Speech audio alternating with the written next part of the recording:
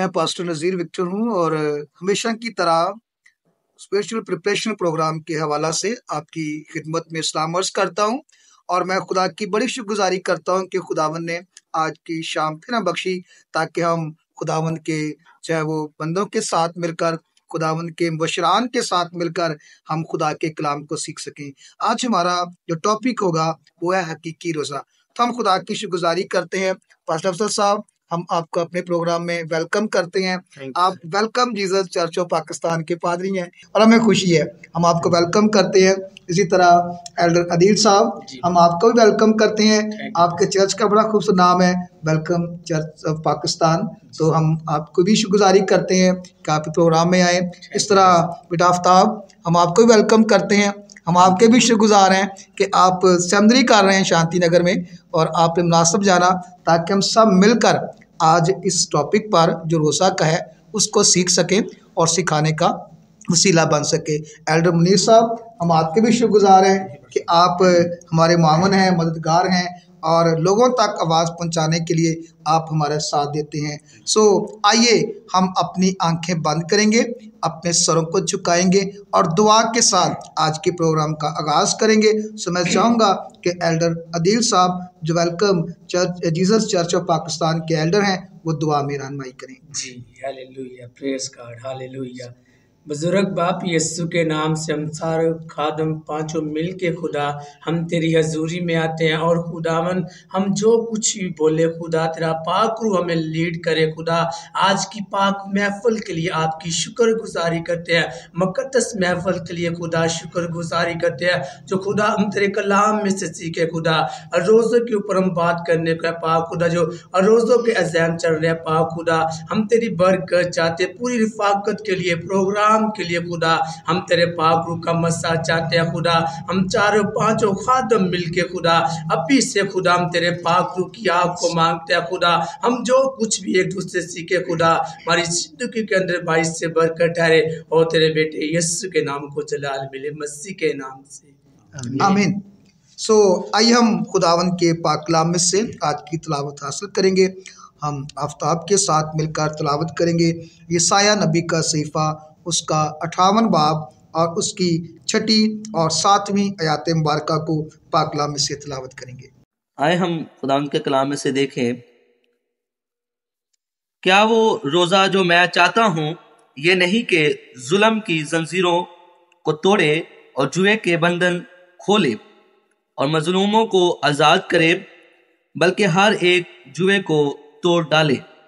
क्या ये नहीं कि तू अपनी रोटी भूखों को खिलाए और मस्कीनों को जो आवारा हैं अपने घर में लाए, और जब किसी को नंगा देखे तो उसे पहनाए, और तू अपने हम जिन्स से रूपोशी ना करे। खुदा के कलाम पढ़े और सुने जाने पर खुदा की खास बरकत। आमीन। सो हम खुदावन की शुक्रगुजारी करते हैं।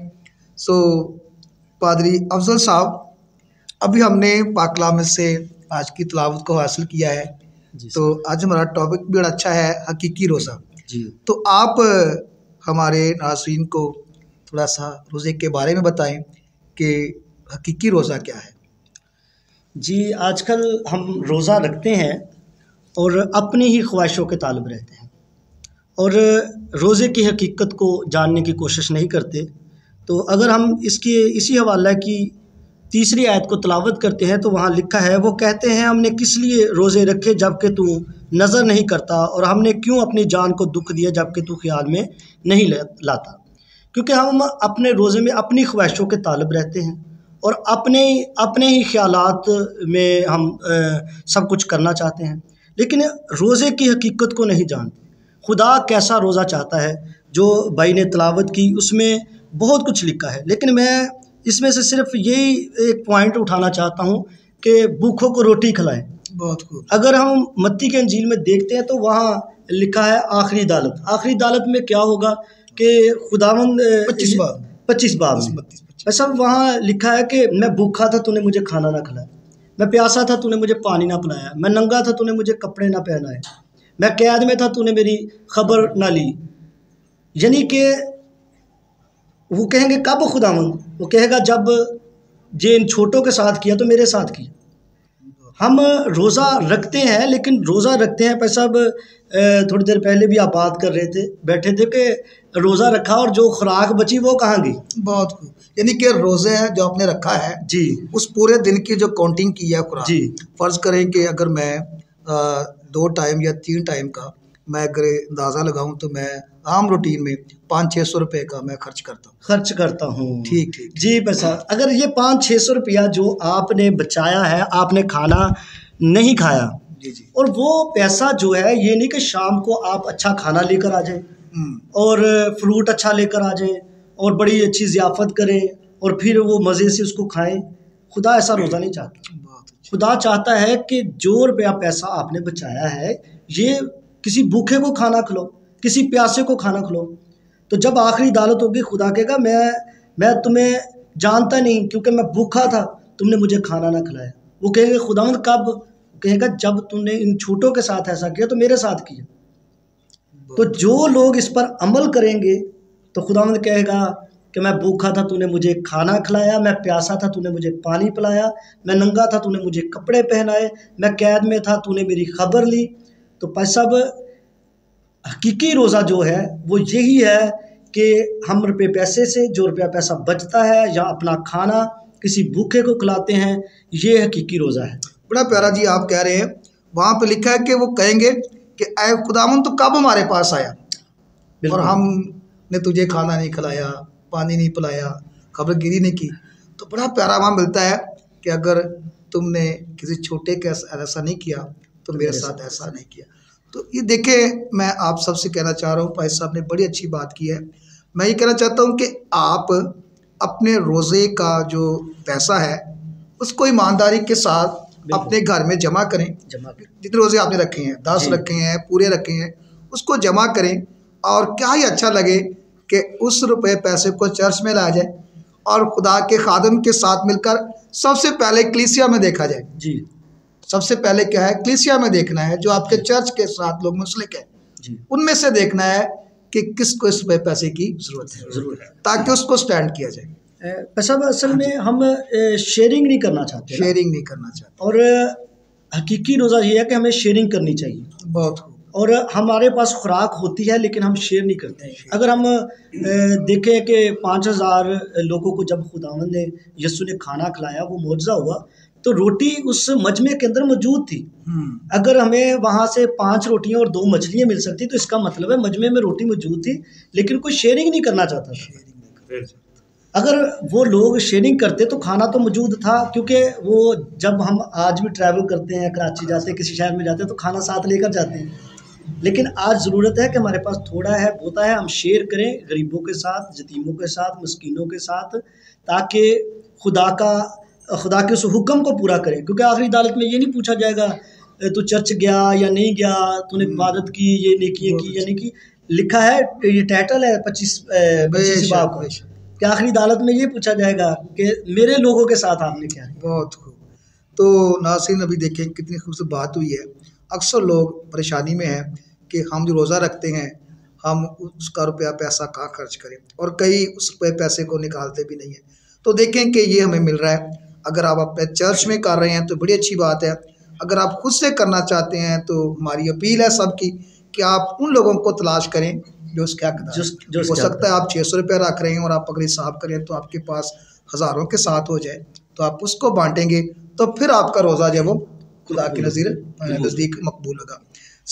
और भाई साहब जी, मैं वो जो बात कर रहा था जी कि 5000 लोगों को खाना खिलाया, तो वहाँ पर रोटियाँ मौजूद थी। खुदावन ने कहा तुम इन्हें खाने को दो। बिल्कुल। तो वो क्या कर रहे थे कि वो छुपा रहे थे अपनी अपनी रोटी।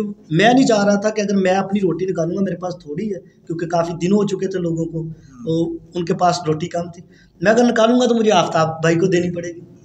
तो खुदावंद ने वहाँ ये सिखाया कि आप शेयरिंग करें, इसमें बरकत आती है। जब आप अपना रुपया पैसा गरीबों को, यतीमों को, मस्कीनों के ऊपर इन्वेस्ट करते हैं तो फिर खुदावंद की तरफ से बरकत आती है और फिर खुदा आपके लिए आसमान के दरीचों को खोलता है। इसका मतलब ये हुआ कि रोज़ा शेयरिंग करने का नाम है। हाँ, हमारे पास जो है हम उसको शेयर बांटना शुरू करें। बड़ा खूबसूरत। आफ्ताब साहब, आप सैमरी कर रहे हैं, और जब सैमरी करते हैं तो यकीनन मंजे उस्ताद पढ़ाते हैं और इंसान रूह से मामूर होता है। तो आपसे मैं एक सवाल पूछना चाहता हूँ जी कि कुछ लोग हमें कह रहे हैं, पूछते हैं, बल्कि बड़ी देर से सवालात उठ रहे हैं कि जो मसीही लोग हैं वो तवे की पकी या कह सकते हैं आग की पकी हुई नहीं खाते रोज़े में, और बाकी फ्रूट वगैरह वो पूरा दिन खा सकते हैं। तो क्या ये मसीहत में ऐसा रोज़ा है, कहीं मिलता है? आप इसके बारे में क्या कहना चाहेंगे? जी भाई साहब, बहुत बहुत शुक्रिया, आपने मुझे ये सवाल किया तो मैं सवाल का आपके साथ शेयर करूँगा। देखें कि बहुत सारे ऐसे मज़ाहब हैं और जो हमसे सवाल करते हैं कि ये तवे की जो है पकी हुई रोटी नहीं खाते, लेकिन मैं आपसे ये कहना चाहता हूँ कि हमारे कुछ ऐसे मज़ाहब हैं जिनके अंदर ये चीज़ें मौजूद हैं, शामिल हैं। जैसे हम हिंदू मज़ाहब के बारे में भी बात कर सकते हैं कि उधर 2 फ़िरके हैं हिंदू मज़ाहब में। तो एक जो है वो तवे की पकी हुई रोटी खाते हैं और दूसरा फ़िरका जो है हिंदुओं का वो तवे की रोटी नहीं खाते। किस टाइम में, सॉरी, रोज़े में या जी, आम रूटीन में? रोज़े में। रोज़े में। तो क्लियर जी। कर रहे हैं कि उनके 2 फ़िरके हैं। एक फ़िरका रोज़े के दरमियान पकी हुई रोटी खाता है तवे जी। की, और एक नहीं खाता। नहीं खाता। तो मेरे से ये गौर से सुनिएगा कि ये हिंदुओं के 2 फ़िरके हैं। बहुत खूबसूरत। जी। जी, तो हम देखें कि एक जो फ़िरका है जो अग्नि देवता को मानते हैं, तो जो लोग उस तवे की रोटी को पकी को खाते थे वो समझते थे कि ये हमारे देवता जो हैं इस खाने में इसमें समाये हुए हैं, तो हम इसलिए इसको खाते हैं। लिहाजा कि मैं आपको बताना चाहता हूँ कि ये मसीहत में शामिल नहीं है, क्योंकि ये दूसरे मज़ाहब में मौजूद है, लेकिन मसीहत में ये चीज़ें मौजूद नहीं है। हम सब कुछ खा पी सकते हैं। अब हम देखते हैं जब नए अहदनामा में हम आते हैं नहीं, तो इनके उसमें- रोज़े की बात कर रहे हैं, तो रोज़े में हम ये चीज़ें नहीं खा सकते ना, ठीक है जी। ना? ऐसे ही हाँ। यानी कि वैसे हम खाते हैं, जी। लेकिन जब रोज़ा होता है तो उस वक्त हम कोई चीज़ नहीं नहीं खा खाते, सकते। नाम कोई चीज़ पीते हैं, जी ठीक है। तो आप थोड़ा सा बताएंगे कि अबरानी में आपने स्टडी कर रहे हैं, जी। तो कैसा खूबसूरत लफ्ज़ है और जो किसके लिए इस्तेमाल हुआ है और उसका मतलब क्या है? जी, अब्रानी में हम देखते हैं जब नए अहदनामा में तो उधर लफ्ज़ जो अब्रानी में सौम लफ्ज़ इस्तेमाल हुआ है, जिसे हम कह सकते हैं वो गुनाहों को ढांपने के लिए, ठीक है, हमारे लबों को पाक करने के लिए, जिस्म को पाक करने के लिए। और रोज़े का मकसद यही होता है कि अपने आप को अपने सारी चीज़ों पर कंट्रोल करना होता कंट्रोल है। करना, यानी कि अपनी भूख पर कंट्रोल करना, जी जी प्यास पर कंट्रोल करना। बड़ा खूबसूरत बताया अपना आफ्ताब साहब ने कि मुकम्मल तौर पर ढांपना, जी हर तरह से, यानी कि गलत बात करने से, जी नफ्स कशी करना, हर लिहाज से, ये है रुकना, ठहरना, जी इन बास आना। सो बड़ा अच्छा आपने बताया कि हमारे जो रोज़े हैं सब कुछ चीज़ें होने के बावजूद भी अपने मुंह को बंद करना, ताकि खुदा की मर्ज़ी को मालूम कर किया जाए। और बताएंगे कि रोज़ा क्या मकसद होना चाहिए या वैसे हम भूखा रोज़ा रख सकते हैं? हम रोज़ा अपने खुदावंद के कलाम में लिखा हुआ है कि जब मर्जी तो रोज़ा रख सकते हैं। ठीक है, जी रोज़ा यानी कि बामकसद आपका जी। कहना है। वैसे इस बात को भी हम जाने कि हमारा रोज़ा बामकसद होना चाहिए। मकसद का मुराद ये है कि किस लिए रख रहा हूँ, क्या वजह है, क्या खुदा की मर्ज़ी को मालूम करना चाह रहा हूँ, या अपने घरेलू हालात के लिए, या अपने ख़ानदानी तरक्की के लिए, बरकत के लिए, या जॉब के लिए, या खुदा की मर्ज़ी को मालूम करने के लिए। तो याद रखें कि रोज़ा बामकसद हो, वरना अगर हम मुंह को बंद किए हुए खा नहीं रहे तो रोज़ा नहीं। रोज़ा खुदा पूछता है रोज़ा क्यों रखा है, इसका मतलब ये है कि अभी हमने बड़ा अच्छा सीखा है कि रोज़ा बामकसद होना चाहिए। सो फिर वापस आएंगे जी। अभी मैं चाहता हूँ कि हम इसके साथ ही एल्डर अदील साहब से भी थोड़ी सी गुफ्तगू करें। अदील साहब, एक सवाल आपसे करना चाह रहा हूँ सीखने के लिए कि कुछ लोग कहते हैं कि रोज़ा खुलवाने की बरकत भी उतनी है जितनी कि रोज़ा रखने वाले की है। तो बाइबल मुक़द्दस में आप क्या इस चीज़ को कैसे सिखाएंगे कि खुलवाने की कहीं पे बरकत मिल रही है, कैसे मिल रही है, या कि फिर रोज़ा जो रख रहे हैं उनका रोज़ा खुलवाना है, इसको थोड़ा सा आपके साथ सीखना चाह रहे हैं। जी, सबसे पहले मैं खुदा की शुक्रगुजारी करता हूँ इस वक्त के लिए जो उसने हमारी ज़िंदगी के अंदर वक्त को मुकर्रर किया। और भाई साहब आपका शुक्रगुजार है, खुदा ने आपको इज़्ज़त दिया, आपने हमें इज़्ज़त दी है, इसकी शुक्रगुजारी करते हैं। और हम बात कर रहे हैं हकीकी रोज़े के बारे में। जो रोज़ा होता है उसका मतलब है खुदा के साथ राब्ता रखना। अगर कुछ लोग ऐसे भी हमारे कलीसिया के अंदर, ख़ानदानों के अंदर जो रोज़ा नहीं रख सकते, लेकिन उन्हें चाहिए जो नहीं रख सकते उनका रोज़ा खिलाएं जो हकदार है।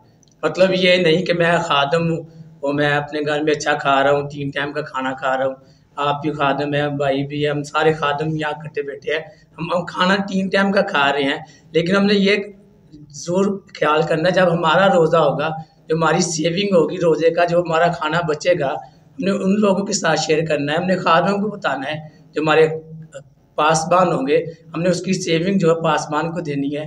पासबान का फ़र्ज़ है वो कलीसिया में नोट करे कि कौन हकदार है, उसका रोज़ा खिलाए, ये बरकत की तो बात है। फिर खुदा हमें ब्लेसिंग देगा। और ये नहीं कि आप खादम हो, मैं भी खादम है, भाई साहब आज आपने रोज़ा मेरी तरफ से खोलना, क्योंकि मुझे तो पता है भाई साहब को मैं जानता हूँ, और भाई साहब ने ऐसा करना है कि भाई साहब ने कहना कि दिल भाई मुझे बताएं, आप सेविंग देना चाहते हो, रोज़ा खुदा के लिए कुछ करना चाहते हो, तो मेरी रोया ये है कि जितने लोग गरीब यतीम है जो हकदार है, हम उनके साथ शेयरिंग करें, तो फिर खुदा आसमान खोल के बरकत देगा। आमीन। बड़ी खूबसूरत बात आपने की है मेरे अजीजों, हम इसको सीखें। जैसे कि अभी हम हकीकी रोज़े के बारे में सीख रहे थे, भाई साहब ने बताया, ये शायद से हमने पढ़ा 58 बाब में से, कि अगर हम रोज़ा खुलवाएं तो हम देखें कि कौन इसका हकदार है। आपने बड़ी अच्छी बात की। हमें बरकत तब मिलेगी जब हम उसको, जो हमने रुपया पैसा इकट्ठा किया है, हमने उसको बचाया है, अपने रोज़े का बचाया है, इकट्ठा किया है, तो हम उसको ऐसी जगह पर खर्च करें जहाँ पे ज़रूरतमंद लोग हैं। तो इस तरह फिर खिलवाने वाले को बरकत मिलेगी। लेकिन अगर हम खुद ही ऐसा अच्छा खा रहे पी रहे हैं और साथ में हमारे कोई भूखा ठहरा हुआ है और वो नॉर्मल चीज़ के साथ रोज़े खोल रहा है, खुदा उसे बरकत देगा, लेकिन उसमें हमें भी अपने आप को जांचने की ज़रूरत है। तो बड़ी खूबसूरत बात है। तो बहुत सारे लोग इन दिनों में रोज़ा रखते हैं और बहुत सारे लोग अपने घरों में बुलाते हैं ताकि उनका रोज़ा खुलवाएं। तो मैं चाहता हूँ कि आप उन लोगों को घर में बुलवाएं जो इसके हकदार हैं। क्योंकि सब जैसे हमने पढ़ा भी है, अभी हमने पढ़ा है। तो यह ऐसा किया जाए कि जैसे अदील साहब ने कहा, खादिम को साथ लिया जाए और उस घर में जाया जाए जहाँ पे ज़रूरत है। तो फिर इस तरह से हम खुदा की बरकत को पा सकते हैं। तो आज हमारा बड़ा खूब टॉपिक है, बड़ा ही मज़ेदार है कि रोज़े के साथ हम कैसे खुदा के जो आसमान, जो हमारे गुनाहों की वजह से, खताओं की वजह से बंद हो जाता है, हम उसको खुदा उनको खोलने के लिए कह सकते हैं कि खुदा आसमान को, दरीचों को खोले हमारे ऊपर।